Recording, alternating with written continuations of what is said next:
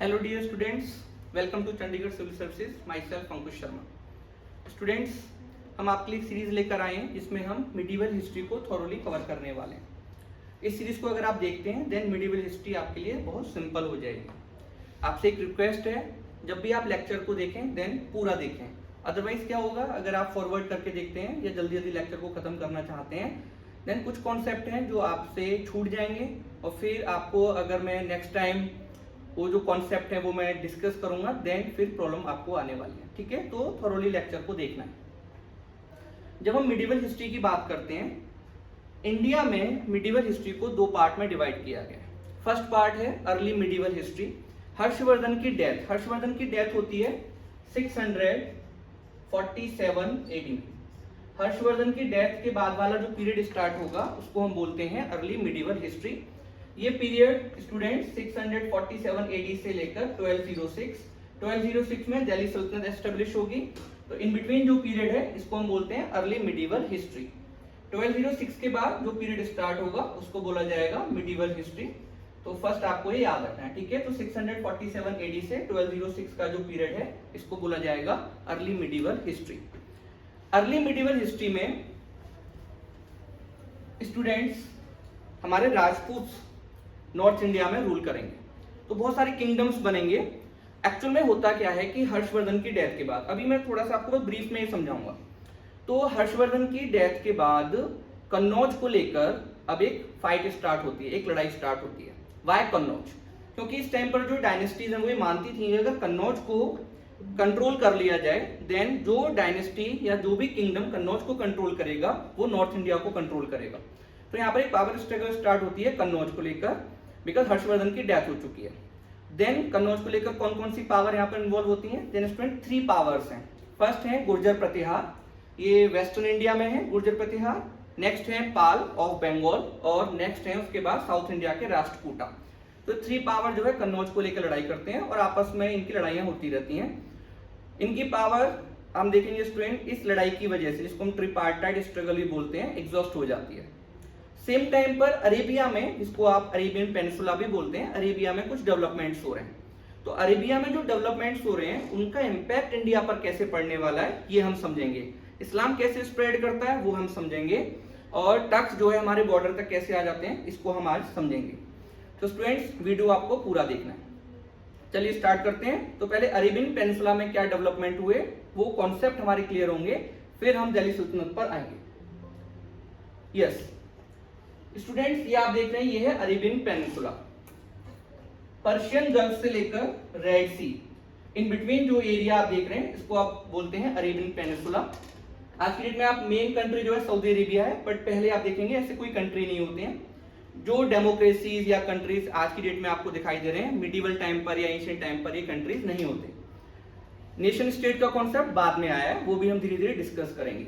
तो स्टूडेंट ये है अरेबियन पेनिसुला और अरेबियन पेनिसुला में 2 फेमस जगह हैं जो आज की डेट में मुस्लिम्स के लिए भी होली प्लेसेस हैं। फर्स्ट है मक्का एंड सेकंड है मदीना। ठीक है, तो first Mecca and second Medina.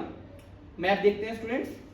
तो देखिए मक्का, प्रॉफिट मोहम्मद का जन्म मक्का में होता है। मक्का से प्रॉफिट मोहम्मद मदीना में जाते हैं। मदीना में प्रॉफिट मोहम्मद की पावर बहुत ज्यादा बढ़ जाती है और उसके बाद प्रॉफिट मोहम्मद अरेबियन पेनिसुला को कंट्रोल करते हैं। ठीक है, तो ये पॉइंट आपको याद रखना है कि मक्का में जन्म होता है और मदीना वो माइग्रेट करते हैं। जिस ईयर में प्रॉफिट मोहम्मद मक्का से मदीना माइग्रेट करते हैं ये ईयर है 622 AD। तो ये है 622 AD, इसको बोला जाता है हिजरी एरा, जब प्रॉफिट मोहम्मद मक्का से मदीना गए। मदीना में जाकर उनकी पावर बढ़ती है और उसके बाद वो मक्का को भी कंट्रोल करते हैं और अरेबियन पेनिसुला को भी कंट्रोल करते हैं। हम देखेंगे स्टूडेंट कि प्रॉफिट मोहम्मद की डेथ हो जाएगी 632 AD में। प्रॉफिट मोहम्मद की डेथ के बाद कुछ इश्यूज आते हैं।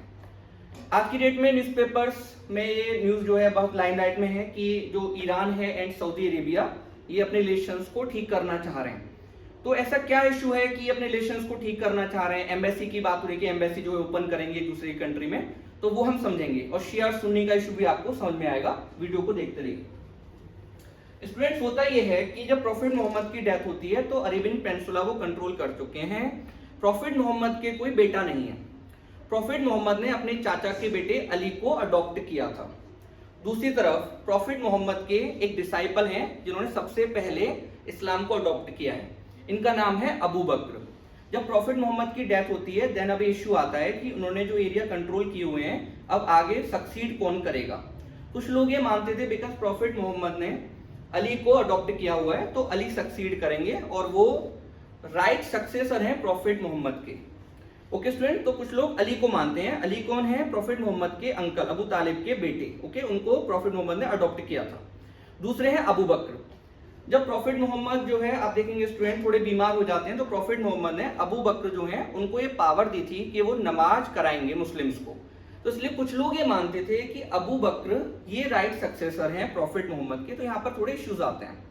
होता क्या है कि प्रॉफिट मोहम्मद की डेथ के बाद अबू बकर को कैलिफ बना दिया गया। कैलिफ का मतलब होता है डिप्यूटी। तो यहाँ पर अबू बकर को कैलिफ अपॉइंट कर दिया गया और यहाँ से कैलिफ वाला या आप इसको खलीफा भी बोलते हैं, ये कॉन्सेप्ट आता है। तो अब स्टूडेंट आप देखिए 4 मेन खलीफा हुए हैं या कैलिफ हुए हैं। फर्स्ट है राशिदून, तो अबू बकर से स्टार्ट होंगे राशिदून कैलिफ। सेकंड है उमैयद कैलिफ,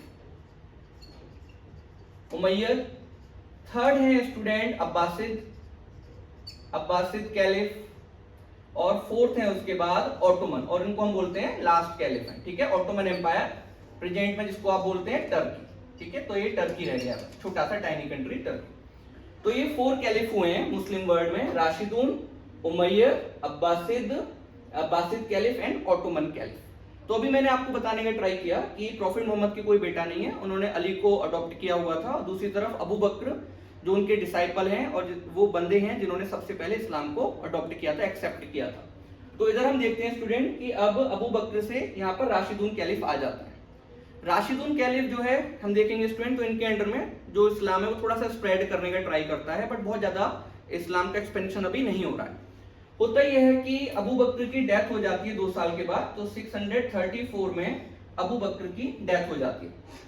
तो अब प्रॉफिट मोहम्मद के जो रिलेटिव्स थे उनको लगा कि अब अली जो है वो सक्सीड करेंगे, बट ऐसा नहीं हुआ। अबू बकर ने क्या किया? अबू बकर ने उमर को, उमर थे एक प्रॉफिट मोहम्मद के वो डिसाइपल, उनके साथ भी रहे थे, तो उमर को अपॉइंट कर दिया नेक्स्ट खलीफा। तो यहाँ पर जब हम देखेंगे तो उमर नेक्स्ट खलीफा बन जाते हैं या कैलिफ बन जाते हैं। और उसके बाद स्टूडेंट क्या होता है, उमर उनकी जब डेथ होती है तो फिर भी अली को अपॉइंट नहीं किया गया कैलिफ, देन किसको अपॉइंट कर दिया गया? उस्मान। अब उस्मान बन जाते हैं नेक्स्ट कैलिफ। उस्मान के बाद आते हैं अली। तो स्टूडेंट आप देखेंगे स्टार्टिंग में 3 कैलिफ आते हैं। फर्स्ट अबू बकर, सेकेंड हम देखेंगे उमर और थर्ड उस्मान, उसके बाद अली बनते हैं, बट अली का बाद में मर्डर कर दिया जाता है। ठीक है, तो कुछ लोग जो अली को सपोर्ट करते हैं मेन रिलेटिव्स, और ये मानते थे कि अली जो है वो राइट सक्सेसर थे प्रॉफिट मोहम्मद के, तो ये जो ग्रुप है जो अली को सपोर्ट करता है इसको बोला जाता है शिया। जो लोग अबू बकर और ये मानते हैं कि अबू बकर और जो राशिदून कैलिफ हैं वो भी ठीक थे, वो राइट सक्सेसर थे, तो उनको बोला जाता है सुन्नी। एक्चुअल में सुन्नी कोई वर्ड नहीं है और ये कहीं मिलता नहीं है, तो जो वर्ड मिलता है वो आप देखेंगे शिया मिलता है, और अली के सपोर्टर्स को शिया बोला जाता है। तो ये शिया और सुन्नी का डिफरेंस आप देखेंगे वो आज भी वर्ल्ड में है। ईरान वो शियास को रिप्रेजेंट करता है, ईरान जो कंट्री है वो शियास को रिप्रेजेंट करती है और एक पावरफुल कंट्री है शियास के लिए। दूसरी तरफ अगर हम देखते हैं जो अरब कंट्रीज हैं जिसमें मेन सऊदी अरेबिया है, तो ये सुन्नी कंट्री है। इंडिया में अगर हम बात करें स्टूडेंट्स, तो इंडिया में अबाउट 80 से लेकर 85% सुन्नी पॉपुलेशन है। पाकिस्तान में भी 90% से ज्यादा आप कह सकते हैं कि सुन्नी पॉपुलेशन है। ओके, तो पूरे वर्ल्ड में सुन्नी की जो पॉपुलेशन है वो ज्यादा है, शियास की पॉपुलेशन कम है। ईरान एक ऐसा कंट्री है जो शियास को रिप्रेजेंट करता है। ओके, तो मुझे लगता है कि आपको ये कॉन्सेप्ट क्लियर हो गया होगा कि जो शिया सुन्नी का जो डिफरेंस है या जो इशू है वो क्या है। ठीक है, तो अब हम आगे बढ़ते हैं। अब देखिए क्या होता है स्टूडेंट्स, राशिदून कैलिफ जब ये रूल कर रहे हैं और अली को मार दिया गया, ठीक है, इसी में आते हैं अली को मार दिया गया, उनका मर्डर हो जाता है। तो इस टाइम पर क्या होता है, सीरिया का गवर्नर था, सीरिया तक इस्लाम स्प्रेड कर चुका था, सीरिया का गवर्नर था, उसका नाम था मुवैया। मुवैया अपने आप को कैलिफ अपॉइंट कर लेता है, नॉमिनेट कर लेता है, और वहां से नेक्स्ट कैलिफ जो है वो स्टार्ट होती है, नेक्स्ट डायनेस्टी। इसको आप कह सकते हैं उमैयद या उमायद बोला जाता है। तो यहाँ से मुवैया जो सीरिया के गवर्नर थे वो अपने आप को कैलिफ नॉमिनेट या अपॉइंट कर लेते हैं अपने आप को कैलिफ। यहाँ से उमैयद डायनेस्टी स्टार्ट होती है या उमैयद कैलिफ जो है वो आ जाता है। अब कैपिटल जो है वो शिफ्ट हो जाती है, मदीना पहले कैपिटल होती थी मुस्लिम वर्ल्ड की, और अब जो है कैपिटल ये हो जाती है स्टूडेंट दमिश्क। ये कहाँ पर है? सीरिया में। तो इस टाइप से हम देखेंगे कि कैलिफ जैसे चेंज होते हैं, नेक्स्ट कैलिफ आते हैं, तो उसके साथ ही हम देखेंगे स्टूडेंट की कैपिटल भी शिफ्ट हो जाती है। अब ये उमैयद कैलिफ का जो पीरियड है इसको देखिए, तो ये पीरियड रहेगा 662 एडी से लेकर ये पीरियड है स्टूडेंट 750 एडी। सेम पीरियड में हम देखेंगे इंडिया में हर्षवर्धन की डेथ हो चुकी है, और हर्षवर्धन की डेथ के बाद इंडिया में कन्नौज को लेकर ट्रिपार्टाइट स्ट्रगल चल रहा है, और ट्रिपार्टाइट स्ट्रगल की वजह से गुर्जर प्रतिहार वीक हो जाते हैं, राष्ट्रकूटास वीक हो जाते हैं, और साथ में पालास वीक हो जाते हैं। तो नॉर्थ इंडिया में डिफरेंट डायनेस्टीज आ जाती हैं, जैसे आप देखेंगे चौहान, परमार, चंदेला, गुजरात के सोलंकी, तो डिफरेंट डायनेस्टी जो है वो नॉर्थ इंडिया में आ जाती है, जिनको आप राजपूत रूलर्स बोलते हैं। ठीक है स्टूडेंट, तो इधर आते हैं पहले। अब उमैयद कैलिफ के अंडर में इंडिया पर पहला अरब अटैक होता है, या हम कह सकते हैं पहला मुस्लिम अटैक, मतलब अब यहाँ पर इस्लाम आ चुका है, मुस्लिम्स आ चुके हैं, तो पहला अब अरब अटैक यहाँ से स्टार्ट होगा। अब एक पॉइंट स्टूडेंट यहाँ पर एक कैच है, आपको ये लग रहा होगा कि इससे पहले क्या मुस्लिम्स इंडिया में आकर नहीं रहते हैं? आंसर है रहते हैं। हमारा जो वेस्टर्न कोस्ट है वहां पर कुछ मुस्लिम रहते हैं, और वो इंडिया में रहते हैं ट्रेड के लिए, ठीक है, तो ट्रेड पर्पस के लिए रहते हैं। बट उमैयद कैलिफ के अंडर में क्या होगा स्टूडेंट? अब इंडिया पर एक मेजर अटैक होगा, और ये अटैक करेगा मोहम्मद बिन कासिम। मोहम्मद बिन कासिम का जो अटैक है जो इंडिया पर होता है, ये बहुत फेमस है, और ये होता है सिंध पर 712 एडी। तो 712 एडी में ये अटैक सिंध पर हुआ था। सिंध के राजा थे इस टाइम पर दाहिर। तो स्टूडेंट अब क्या हो रहा है कि सिंध पर अटैक होता है, दाहिर जो है किंग है, अटैक क्यों होता है? तो मेजर इशू ये था कि जो उमैयद कैलिफ हैं उनके जो शिप हैं उनको पायरेट्स लूट रहे थे इंडियन ओशन में। उमैयद कैलिफ को लगता है कि इसके लिए दाहिर रिस्पॉन्सिबल हैं, और ये पायरेट जो है उनके अंडर में काम करते हैं। दाहिर ने लेटर भी लिखा था और बताया था कि ये मेरे कंट्रोल में नहीं है, तो ये पायरेसी जो था ये मेन इशू था। तो क्या होता है कि उमैयद कैलिफ इराक का जो गवर्नर है उसको ये ऑर्डर देते हैं कि भाई इस पर अटैक करिए दाहिर पर, और जो इराक का गवर्नर है वो मोहम्मद बिन कासिम को भेजता है। मोहम्मद बिन कासिम आगे बढ़ता है और उसकी लड़ाई राजा दाहिर से होती है, सिंध में जो राजा दाहिर है। अगर आपने मूवी देखी होगी राम सेतु, तो राम सेतु में स्टार्टिंग में दिखाया गया है कि राजा दाहिर के कुछ कॉइन्स मिलते हैं, तो वो राजा दाहिर की हम बात कर रहे हैं। तो राजा दाहिर जो है वो यहाँ पर रूल करते हैं सिंध पर, लड़ाई होती है जिसमें राजा दाहिर जो है हार जाते हैं, और उसके बाद स्टूडेंट हम देखेंगे कि मोहम्मद बिन कासिम सिंध को कंट्रोल कर लेता है, और ये सिंध वाला जो एरिया है ये जो कैलिफ हैं उनके एम्पायर का पार्ट बन जाता है। ठीक है, अब स्टूडेंट देखो यहाँ पर एक स्टोरी मिलती है, एक बुक है चचनामा। चचनामा बुक आप याद रखना, ये सिंध की स्टोरी बताती है। चचनामा में हमें पता चलता है कि जब राजा दाहिर को हराया गया और उसका सर काट दिया गया, उसके बाद जो ये मोहम्मद बिन कासिम है, ये राजा दाहिर की 2 बेटियां हैं, उनको ये किडनैप करता है और कैलिफ के पास भेज देता है। वहां पर ये जो डॉटर्स हैं राजा दाहिर की, ये कुछ ट्रिक करती हैं, और ये कैलिफ को कुछ इस टाइप की बातें बताती है जो मैं भी कैमरे पर नहीं बता रहा हूँ आपको। ठीक है, अलग से आप अगर कोई इशू तो मुझसे आप जो है मैसेज कर लेना। देन स्टूडेंट अब क्या होता है कि राजा दाहिर की जो बेटियां हैं वो कुछ ट्रिक्स करती हैं, और उसके बाद क्या होता है कि जो कैलिफ है वो बहुत नाराज होते हैं मोहम्मद बिन कासिम से, और मोहम्मद बिन कासिम को बोला गया कि आपको लेदर के बैग में अपने आप को रैप करना है और मेरे पास आइए। तो मोहम्मद बिन कासिम जो अपने आप को लेदर के बैग में रैप करता है, और उसके बाद ये कैलिफ के पास जा रहा है, रास्ते में इसकी डेथ हो जाती है। ठीक है, तो ये स्टोरी में मिलती है, बुक का नाम है चचनामा, और ये चचनामा आपको सिंध की स्टोरी बताती है, सिंध की। ओके स्टूडेंट, आगे बढ़ते हैं। देखिए स्टूडेंट, एक तरफ ये मोहम्मद बिन कासिम ने अटैक किया, और दूसरी तरफ एक नया डेवलपमेंट हुआ। अगर हम ये स्टोरी ठीक माने कि जो डॉटर्स हैं उनको किडनैप किया गया था, उनको ले जाया गया था, तो ये बहुत बड़ा एक सरप्राइज था इंडियन रूलर्स के लिए। बिकॉज इंडिया में भी ऐसा नहीं है कि लड़ाइयाँ नहीं होती थी, इंडिया में भी लड़ाइयाँ चलती थी, राजपूत रूलर्स आपस में लड़ते थे। बट पहले ऐसा कभी नहीं हुआ था कि अगर कोई राजपूत लेडी किसी विक्टर जो रूलर है उसके पास जो है उसके हाथ में आ जाती है, तो वो उनको जो है अपने पास रख लेंगे या फिर उनको हरम में भेज देंगे, ऐसा कभी नहीं हुआ। विद रेस्पेक्ट उनको वापस किया जाता था। बट ये बहुत बड़ा डेवलपमेंट था कि जो डॉटर्स उनको भी जो है स्लेव बनाया गया, उनको जो है कैलिफ के पास भेजा गया। तो यहाँ से हम देखेंगे स्टूडेंट्स, हमें कुछ चीजें यहाँ पर पता चलती हैं। एक्चुअल में प्रॉब्लम क्या है कि इंडिया में ये जो पीरियड है, हिस्टोरियंस ने इस पर जो है अब आगे बहुत ज्यादा रिसर्च नहीं किया। रिसर्च किया भी है तो उसको छुपा लिया गया है। तो अभी कुछ न्यू बुक्स आई हैं जिन पर ये रिसर्च हमें मिलता है, जिनमें ये रिसर्च हमें मिलता है। इसमें से एक बुक मैं आपको दिखाना चाहता हूँ स्टूडेंट्स। तो ये बुक आई है महाराणाज की बुक है उमेंद्रु रत्नम की। उमेंद्रु रत्नम की अगर आप ये बुक पढ़ते हैं तो उसमें ये पता चलता है कि इस टाइम पर शिशोदिया डायनेस्टी जिसमें बाद में महाराणा प्रताप आएंगे, राणा सांगा आते हैं, कुंभा आते हैं, महाराणा कुंभा आते हैं, महाराणा प्रताप, राणा सांगा, कुंभा जी आते हैं। तो ये शिशुदिया डायनेस्टी है। फर्स्ट रूलर का नाम हमें मिलता है बप्पा रावल। तो बप्पा रावल जी जो हैं स्टूडेंट, जब ये इंसिडेंट हुआ कि राजा दाहिर को हराया गया और इस टाइप से उनकी डॉटर्स को पकड़ा गया और वहां पर भेज दिया गया, कुछ और लेडीज को भी ले जाया गया, देन उसके बाद क्या होता है, बप्पा रावल, हमें ये पता चलता है, अगर आप इस बुक को भी पढ़ेंगे तो उसमें भी बताया गया इंसिडेंट कि बप्पा रावल कुछ इंडियन रूलर्स के साथ एक अलायंस बनाते हैं, जिनमें साउथ इंडिया के एक रूलर थे पुलाकेशी राज, उनके साथ भी अलायंस बनाया गया, ठीक है। नाग भट्ट हैं उनके साथ, गुर्जर प्रतिहार रूलर, और उसके बाद लड़ाई होती है। तो अरब, देखिए अरब की जो आर्मीज थी वो इंडिया में आगे बढ़ रही है, सिंध को क्रॉस कर रही है, आगे बढ़ती जा रही है, तो इनको रोकना जरूरी था। तो यहाँ पर इनको रोका गया और उनको जो है हम देखेंगे इंडियन रूलर्स ने इनको यहाँ से रोक दिया। उसके बाद बप्पा रावल जी का पता चलता है कि उन्होंने कुछ गैरिसन्स भी बनाए थे, अफगानिस्तान तक का जो एरिया, वहां पर कुछ गैरिसन्स उन्होंने बनाए थे और अरब को चेक कर दिया गया था, ठीक है। तो अरब के जो अटैक से उनको रोक दिया गया, सिंध से आगे नहीं बढ़ने दिया गया, ये पॉइंट आपको याद रखना है। दूसरी तरफ स्टूडेंट्स, इस्लाम जो है वो स्प्रेड कर रहा था, कैलिफ की टेरिटरीज जो है वो बढ़ती जा रही थी। अब आगे क्या होता है, तो नेक्स्ट कॉन्सेप्ट समझने के ट्राई करिए। यस, अब देखिए स्टूडेंट्स, तो हम देखेंगे कि अरेबिया से ये इस्लाम जो है स्प्रेड कर रहा है, ठीक है। तो इस्लाम इस डायरेक्शन में भी आगे बढ़ रहा है, ओके। इस डायरेक्शन में मतलब ईरान, फिर आगे अफगानिस्तान, पाकिस्तान, हमने देखा कि सिंध पर भी अटैक हो गया। इस डायरेक्शन में आगे बढ़ रहा है, इसको आप सेंट्रल एशिया कह रहे हैं। इस डायरेक्शन में आगे बढ़ रहा है, ये आप देखेंगे टर्की, और इधर हम देखेंगे तो ये अफ्रीका, नदर्न अफ्रीका में भी ये इस्लाम स्प्रेड कर रहा है। अफ्रीका से होता हुआ ये इस्लाम स्टूडेंट्स, ये जिब्राल्टर जो स्ट्रेट है, जिब्राल्टर स्ट्रेट को क्रॉस करते हैं जो कैलिफ की जो आर्मी है, और वो स्पेन पर अटैक करते हैं। स्पेन पर अटैक होता है और 712 के आसपास, 712 एडी में स्पेन को भी जीत लिया गया था, ठीक है। तो कैलिफ का एम्पायर ये स्पेन का पार्ट भी हो जाता है। उसके बाद ये जो कैलिफ की आर्मीज हैं आगे बढ़ती हैं, ये सब उमैयद कैलिफ के टाइम पर हो रहा है स्टूडेंट्स। उसके बाद ये कैलिफ की आर्मीज आगे बढ़ती हैं। देन अब यूरोप में एक बहुत फेमस बैटल होती है और यूरोपियन जो है इस बैटल पर बड़ा जो है प्राउड फील करते हैं। ये बैटल है बैटल ऑफ टूर्स।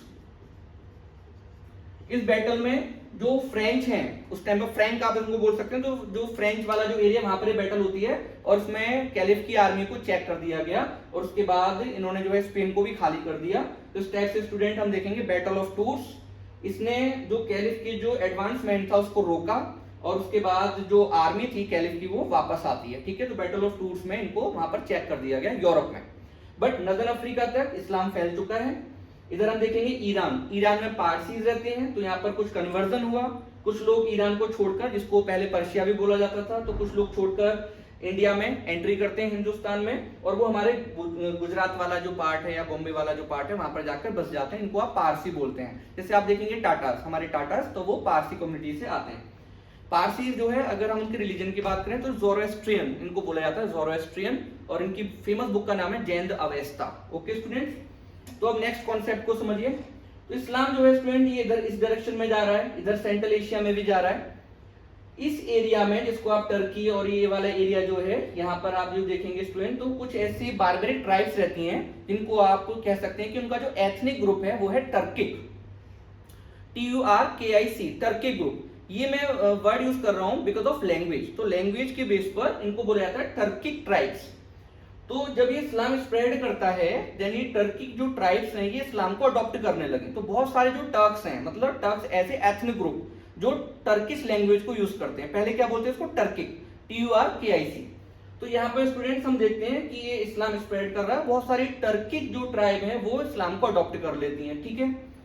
अब आगे क्या होता है, एक तरफ इस्लाम स्प्रेड करता जा रहा है, इंडिया में इसको चेक कर दिया गया, बप्पा रावल जी का नाम आपको मिलेगा कि उन्होंने इनको रोक दिया था।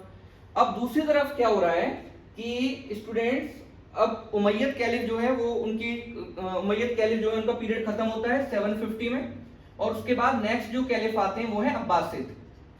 अब्बासिद क्या करते हैं, अब्बासिद कैलिफ अपनी कैपिटल फिर से शिफ्ट करते हैं और वो अपनी कैपिटल ले जाते हैं इराक में, ठीक है। बगदाद इनका मेन सेंटर बन जाता है।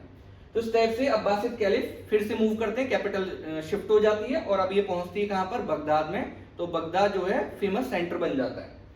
इस टाइम पर स्टूडेंट क्या होता है कि आप याद रखना, अब्बासिद कैलिफ जब वीक होते हैं तो एक एम्पायर बनता है, इसका नाम था समेनिड एम्पायर।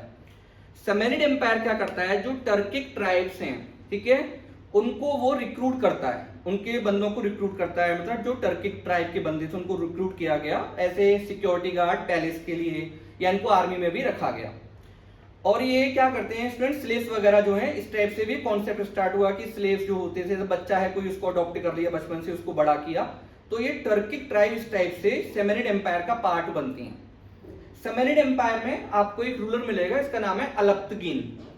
अलप्तगीन का एक टर्किक स्लेव है जिसका नाम है सुबुक्तगीन।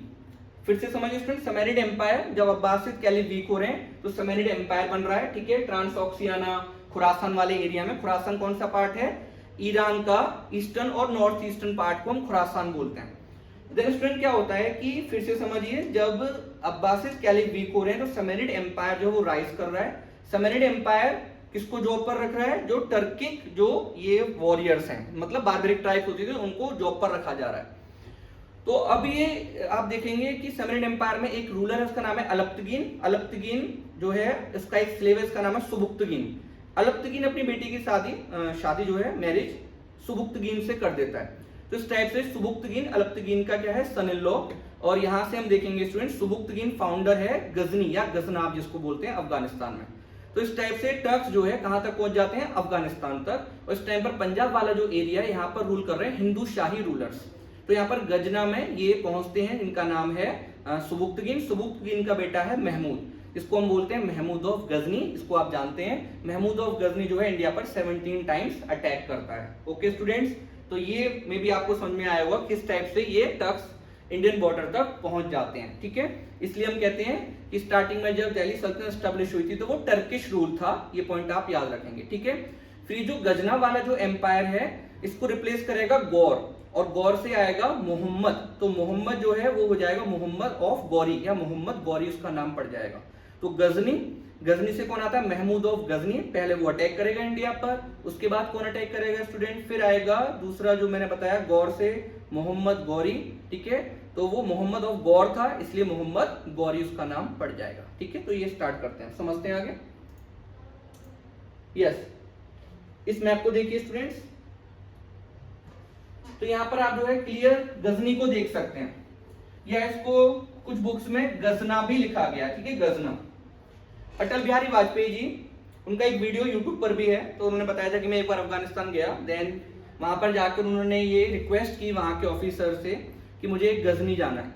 सब लोग वहां पर परेशान हो जाते हैं कि इंडियन प्राइम मिनिस्टर गजनी जाकर क्या करेंगे। स्टूडेंट्स, वहां पर गजनी एक छोटा सा टाउन है आज की डेट में, बट हमारे प्राइम मिनिस्टर अटल बिहारी वाजपेयी जी बोलते हैं नहीं मुझे गजनी जाना है। देन अरेंजमेंट किए गए और वो गजनी जाते हैं।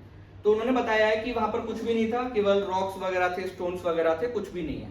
तो अटल बिहारी वाजपेयी कहते हैं ऐसे एरिया से एक रूलर आया, इन्वेडर आया, ठीक है, और वो इन्वेडर जो है बार बार अटैक्स करता रहा। यहाँ पर इंडिया पर आप देखेंगे बार बार वो अटैक करता है, 17 टाइम्स अटैक करता है। रिकॉर्ड जो हमें मिलते हैं 9 और 10 टाइम्स के मिलते हैं, बट बोला गया 17 टाइम्स अटैक होते हैं। तो स्टूडेंट वो कहते हैं कि हम उसको नहीं रोक पाए बिकॉज यूनिटी की कमी थी। तो इंडियंस में कहीं ना कहीं यूनिटी की कमी रहती है, और दैट्स वाई ये जो इन्वेडर से बाहर से आते हैं और लूटपाट कर रहे थे। तो हम देखेंगे अब ये जो गजनी के रूलर हैं जिनका नाम है, हमने देखा ना, अलप्तगीन, सुबुक्तगीन, और उसके बाद नेक्स्ट कौन है? महमूद ऑफ गजनी। महमूद ऑफ गजनी, ये स्टूडेंट गजनी का रूलर बनता है 998 AD। कुछ हिस्ट्री बुक्स में ये आपको ईयर मिलेगा 999, मतलब 999 AD। जब ये रूलर बनता है तो एक टाइटल लेता है, टाइटल था बुद्ध शिकन। बुद्ध शिकन का मतलब क्या है स्टूडेंट? बुद्ध शिकन का मतलब है मूर्तियों को तोड़ने वाला। ओके, इसने टाइटल लिया है बुद्ध शिकन, आइडल्स को तोड़ने वाला, ठीक है। उसके बाद इसने ये भी ओथ ली थी कि हर साल एवरी ईयर इंडिया पर अटैक करेगा, और ये अटैक्स करता है। कहां कहां अटैक्स करता है? मथुरा, कन्नौज, कालिंजर, थानेश्वर। उसके साथ साथ स्टूडेंट हम देखेंगे सबसे फेमस जो अटैक हुआ वो उसका होता है सोमनाथ, जो हमारा टेंपल है गुजरात में। तो 1025 AD के आसपास ने सोमनाथ पर अटैक किया, वहां पर जो आइडल्स उनको तोड़ा और सोमनाथ टेंपल को डिस्ट्रॉय कर दिया, ठीक है। उसके बाद स्टूडेंट अब हमारे जो हिस्टोरियंस हैं, इनमें एक हमारे बहुत फेमस हिस्टोरियन इरफान हबीब, वो कहेंगे इसका जो ऑब्जेक्टिव था वो था जो गोल्ड है सोमनाथ टेंपल में उसको लेकर जाना। स्टूडेंट आप इसका टाइटल देखिए जरा, बुद्ध शिकन। ये बुद्ध शिकन टाइटल ले रहा है, मतलब मूर्तियों को तोड़ने वाला, ये टाइटल ही ले रहा है। वो कहते हैं नहीं, इसका ऑब्जेक्टिव जो है वो गोल्ड को लेकर जाना था। तो गोल्ड क्या मूर्तियों में था जो मूर्तियों को तोड़ना जरूरी था? तो स्टूडेंट ये जो चीजें आपको बताई गई हैं झूठे होती हैं। आप क्लियर आप समझिए, ये लुटेरा भी है, ये जो है इसको गोल्ड भी चाहिए, बट ये साथ में मूर्तियों को भी, मंदिरों को भी तोड़ना चाहता है। ठीक है, तो उसने सोमनाथ टेम्पल को डिस्ट्रॉय कर दिया। इसके बाद फिर से सोमनाथ टेम्पल को बनाया गया, फिर बाद में भी तोड़ा गया। तो सोमनाथ टेम्पल को बहुत बार तोड़ा गया, ऐसे महमूद बेगड़ा था एक गुजरात का, उसने तोड़ा, फिर औरंगजेब ने तोड़ा, तो इस टाइप से बहुत बार सोमनाथ टेम्पल को तोड़ा गया, फिर से बनाया गया। जब हमें आजादी मिलती है तो इस कॉन्सेप्ट को थोड़ा समझने का ट्राई करना। जब हमें आजादी मिल रही है तो उस टाइम पर स्टूडेंट आप देखेंगे सोमनाथ जो है गुजरात में किसका पार्ट है? जूनागढ़ का। और जूनागढ़ एक प्रिंसली स्टेट है। तो जब हम जूनागढ़ को जो है अपने साथ इंटीग्रेट करते हैं, वल्लभ भाई पटेल ये काम करते हैं, जूनागढ़ हमारा पार्ट बन जाता है। देन वल्लभ भाई पटेल ने ये जो है एक डिसीजन लिया कि हमें जो सोमनाथ टेम्पल है उसको फिर से रिनोवेट करवाना पड़ेगा, इसको फिर से दोबारा बनवाना पड़ेगा। तो ये प्रपोजल जो है वो महात्मा गांधी के सामने लेकर जाते हैं। महात्मा गांधी ने बोला कि बहुत अच्छा प्रपोजल है, बट महात्मा गांधी ने एक एडवाइस दी। महात्मा गांधी ने बोला कि ये जो काम होगा सोमनाथ टेम्पल को जो बनाया जाएगा, ये गवर्नमेंट का फंड यूज नहीं होना चाहिए। उन्होंने बोला कि भाई ये जो है प्राइवेट फंड होना चाहिए, मतलब डोनेशंस वगैरह लो और उससे टेम्पल बनवा दो। तो फिर क्या होता है, टेम्पल को बनाया गया और उसका फिर इनॉग्रेशन होना था। तो यहाँ पर एक इश्यू आया। इश्यू ये था कि इनॉग्रेशन के लिए हमारे जो फर्स्ट प्रेसिडेंट थे डॉक्टर राजेंद्र प्रसाद, उनको इन्वाइट किया गया। डॉक्टर राजेंद्र प्रसाद जो है यहाँ पर जाना चाहते हैं इनॉग्रेशन में, बट जो हमारे प्राइम मिनिस्टर थे उस टाइम के पंडित नेहरू जी, तो पंडित नेहरू जी ने उनको मना किया। उन्होंने बोला कि आप अगर जाएंगे तो सेकुलरिज्म खतरे में आ जाएगा। तो डॉक्टर राजेंद्र प्रसाद को ये बोला गया कि आप मत जाइए, पर डॉक्टर राजेंद्र प्रसाद ने बोला कि नहीं, मैं जाऊंगा। यूपीएससी ने आपसे क्वेश्चन पूछा हुआ है और यूपीएससी ने डॉक्टर राजेंद्र प्रसाद की जगह स्टूडेंट आपको जो है राधा कृष्णन जी का नाम दिया हुआ है। तो आप याद रखना, ये इशू बहुत बड़ा इशू हुआ था और डॉक्टर राजेंद्र प्रसाद उसके बाद में वहां पर इनॉग्रेशन में गए थे। ठीक है, तो आगे बढ़ते हैं। तो स्टूडेंट अब देखिए यहाँ पर ये कौन आ गया, महमूद आ गया। और महमूद जो है वो अब इंडिया पर अटैक कर रहा है। ठीक है, सोमनाथ पर अटैक किया, मथुरा पर अटैक किया। इसकी डेथ हो जाती है 1030 AD में। तो 1030 AD में इसकी डेथ हो गई। और उसके बाद हम देखेंगे गजनी जो किंगडम था वो वीक होता जा रहा है। इस टाइम पर जो गौर है वो गजनी को रिप्लेस कर देगा और फिर जो न्यू पावर राइज करेगी स्टूडेंट यहाँ पर अफगानिस्तान में, वो है गौर। तो ये देखिए स्टूडेंट, ये जो मैप है इसमें आपको गौर दिखाई दे रहा है, ये गौर किंगडम है। सेकंड मैप हम देखते हैं, यस ये देखिए, तो ये गौर है। गौर से कौन आएगा? मोहम्मद। तो गौर से जो मोहम्मद आएगा इसका नाम पड़ जाएगा मोहम्मद गौरी। मोहम्मद गौरी ने 1170 से इंडिया पर अटैक्स करना स्टार्ट कर दिया। इसका एक फेमस अटैक, सॉरी स्टूडेंट, 1175 से इसने इंडिया पर अटैक करना स्टार्ट कर दिया था। 1178 में इसका एक फेमस अटैक होता है गुजरात पर। गुजरात में उस टाइम पर रूल कर रहे थे भीम टू, ये एक सोलंकी रूलर हैं। ये लड़ाई होती है जिसमें भीम टू जो है बहुत बुरी तरीके से मोहम्मद गौरी को हराते हैं। अब ये जो बैटल होती है ना, इसको हिस्ट्री में बहुत ज्यादा नहीं बताया जाएगा क्या हुआ था, भीम टू कौन थे, उन्होंने कैसे हराया। तो यहाँ पर रिसर्च करने की जरूरत नहीं है। तो जानबूझकर कुछ चीजों को इंडिया में जो हिस्ट्री है ना उसको छिपाया गया है। ठीक है, हिस्ट्री में स्टूडेंट ऐसा क्यों हुआ है तो हम इस पर कभी और डिस्कशन लेंगे। ठीक है, बट आप ये समझिए इस चीज को कि कुछ चीजों को जानबूझकर छिपाया गया है, कुछ झूठे आपको बताए गए हैं और दैट्स व्हाई हिस्ट्री में बहुत ज्यादा चेंजेस की जरूरत है और वो आपको दिखाई भी देंगे। तो यहाँ पर हम देखेंगे 1178 में स्टूडेंट ये गुजरात पर अटैक करता है मोहम्मद गौरी, इसमें जो गुजरात के रूलर हैं भीम टू वो उसको डिफीट करते हैं। उसके बाद ये 1191 में फिर से अटैक करता है और ये तराइन तक आता है। इस टाइम पर चौहान जो रूलर हैं जिनका नाम है पृथ्वीराज चौहान और पृथ्वीराज 3, पृथ्वीराज चौहान अजमेर और दिल्ली से रूल करते हैं। तो ये इसको चेक करते हैं, इसको रोकते हैं और वो लड़ने जाते हैं। तो यहाँ पर एक बैटल होती है, इसका नाम है बैटल ऑफ तराइन 1191 में, इसको बोलते हैं first battle of Tarain. In this battle Prithviraj Chauhan defeated Mohammad Ghori. और यहाँ से जो मोहम्मद गौरी भागता है, पृथ्वीराज चौहान इसका पीछा नहीं करते हैं। चंद्र बरदाई जिन्होंने पृथ्वीराज रासो एक फेमस बुक लिखी है जिसमें हमें पृथ्वीराज चौहान के बारे में पता चलता है। तो स्टूडेंट यहाँ पर हमें पता चलता है कि चंद्र बरदाई ने पृथ्वीराज चौहान को बोला कि इनका पीछा करिए, टर्क्स का, उनको खत्म कर दीजिए। बट पृथ्वीराज चौहान ने बोला कि हम भागता हुआ जो बंदे होते हैं जो भाग रहे हैं उनको हम जो है नहीं मार सकते। तो वो राजपूत के उसूल के अगेंस्ट थे। तो यहाँ पर ये वापस चला जाता है गौर, फिर से तैयारी करता है। हमें पता चलता है कि पृथ्वीराज चौहान में भी अपनी साथ मैरिड लाइफ में या जो भी इशू था वो बिजी थे, तो वो ध्यान नहीं दे पाते हैं, वो समझ नहीं पाएंगे कितना बड़ा थ्रेट है। और नेक्स्ट टाइम ये फिर से अटैक करता है 1 साल के बाद। तो 1192 में इसने फिर से अटैक किया और इस बैटल में स्टूडेंट मोहम्मद गौरी पृथ्वीराज चौहान को डिफीट कर देता है। अब यहाँ पर एक स्टोरी मिलती है पृथ्वीराज रासो में कि जो मोहम्मद गौरी है वो पृथ्वीराज चौहान को ब्लाइंड कर देता है और अपने साथ गौर ले जा रहा है। और रास्ते में क्या होता है कि Prithviraj Chauhan with the help of Chandra Bardai वो जो है एक तीर चलाते हैं और इसको मार देते हैं। स्टोरी अगर हम देखें स्टूडेंट तो ये पृथ्वीराज रासो की स्टोरी है, ये एज सच ठीक नहीं है, क्योंकि अगर आप दूसरे सोर्सेस को देखेंगे तो पता चलेगा कि मोहम्मद गौरी जो है उसकी डेथ 1206 में हुई थी और उसको मारा था रामलाल खोकर ने। रामलाल खोकर इसको मारते हैं, उसका सर काट कर मीनार पर लटका देते हैं, बट ये रामलाल खोकर हमारी हिस्ट्री बुक से गायब हैं। ठीक है, तो यहाँ पर आप ये देख सकते हैं कि रामलाल खोकर को पढ़ाया नहीं गया, ना बताया गया कि क्या हुआ, केवल इतना बता दिया खोकर्स का रिवॉल्ट हुआ और उन्होंने जो है खोकर्स ने मोहम्मद गौरी को मार दिया। तो 1206 में मोहम्मद गौरी को मार दिया गया था स्टूडेंट। पृथ्वीराज चौहान जो है उनको पहले ही हरा दिया गया और ये दिल्ली पहुंच चुके थे टर्क्स। तो इस टाइप से हम देखेंगे पहला अरब अटैक इंडिया पर कब होता है 712 AD। इनको चेक कर दिया गया, रोक दिया गया। ओके, अब 500 ईयर तक ये वेट करते रहते हैं। अब देखिए अरब्स को रोक दिया गया था बट टर्क्स आ जाते हैं। अरब अलग है, अरब कल्चर अलग है, टर्क्स कल्चर अलग है। ठीक है, जब हम बात करते हैं ना कल्चर की या एथनिक ग्रुप की तो वो अलग है।